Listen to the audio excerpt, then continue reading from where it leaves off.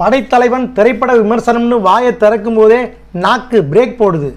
ஏன்னா கேப்டன் மேலே நமக்கு இருக்கிற மரியாதை, அதை விட கேப்டன் மறைந்தும் கூட ரசிகர்கள் அவரை கொண்டாடிட்டு வர்ற விதம், அதுக்காக விமர்சனங்கிற பேரில் பொய்யா பேச முடியாது.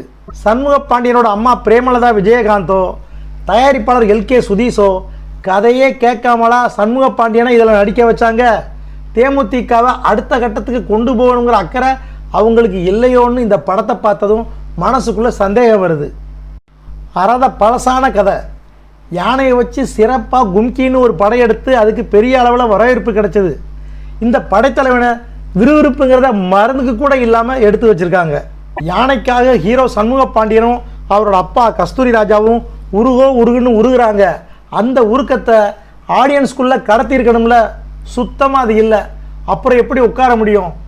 பாவம் இசைஞானி இளையராஜா அவரே கன்ஃபியூஸ் ஆகிட்டார். இந்த படத்துக்கு ரீரெக்கார்டிங் எப்படி போட்டா என்ன, பாட்டு எப்படி வந்தால் தான் எனக்கு என்னங்கிற மாதிரி சோர்ந்து போய் இசையமைச்சிருக்காரு. ஒரே ஒரு ஆறுதல், சண்முக பாண்டியனுக்காக பெருசாக எந்த பில்டப் சீனும் வைக்காமல் அடக்கி வாசிச்சிருக்கிறது தான்.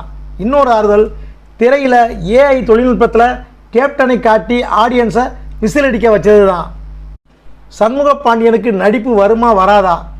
பெரிய தாடிக்குள்ள முகம் முழுக்க புதஞ்சு கிடக்கு. ஃபேஸ் எக்ஸ்பிரஷன்ஸ் ஒரே மாதிரியே இருக்குது. சண்டை காட்சியில் கூட அவர் கையை பயன்படுத்துகிற அளவுக்கு காலை பயன்படுத்தலை. கேப்டனோட ஸ்பெஷாலிட்டியே காலால் ரவுண்டு கட்டி உதைக்கதான். அதை சண்முக பாண்டியன்கிட்ட பார்க்க முடியலை. ஆனாலும் நிறைய ஒர்க் அவுட் பண்ணி சண்டை காட்சிகளில் கூடுதல் கவனம் செலுத்தினால் ஆக்ஷன் ஹீரோவாக வர முடியும். கடன், வட்டி, பணத்தட்டுப்பாடுன்னு படம் முழுக்க சோகம்தான். அந்த சோகம் கூட மனசில் ஒட்டாமல் ஆடியன்ஸை கல்லு நெஞ்சுக்காரனாக கடைசி வரைக்கும் உட்கார வச்சிருச்சு.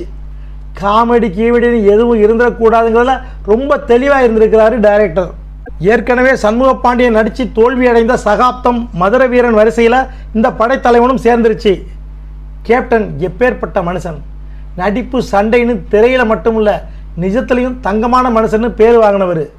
அவரோட பிள்ளைய வச்சு படம் எடுக்கிறோங்கிற பொறுப்புணர்வு கொஞ்சமாச்சு வேண்டாமா? 10 வருஷத்தில் 3 படம் நடிச்சிருக்கிற சண்முக பாண்டியனோட திரையுலக எதிர்காலத்தை படைத்தலைவனும் கேள்விக்குறி ஆக்கிருச்சு. டிக்கெட் கவுண்டரில் கொடுக்குற பணத்துக்கு மதிப்பு இல்லாமல் எத்தனையோ படங்கள் வருது, அதில் இதுவும் ஒன்று. இந்த அளவுக்கு கடுமையாக விமர்சனம் பண்ணுறதுக்கு உள்ளபடியே ரொம்ப வேதனையாக தான் இருக்குது.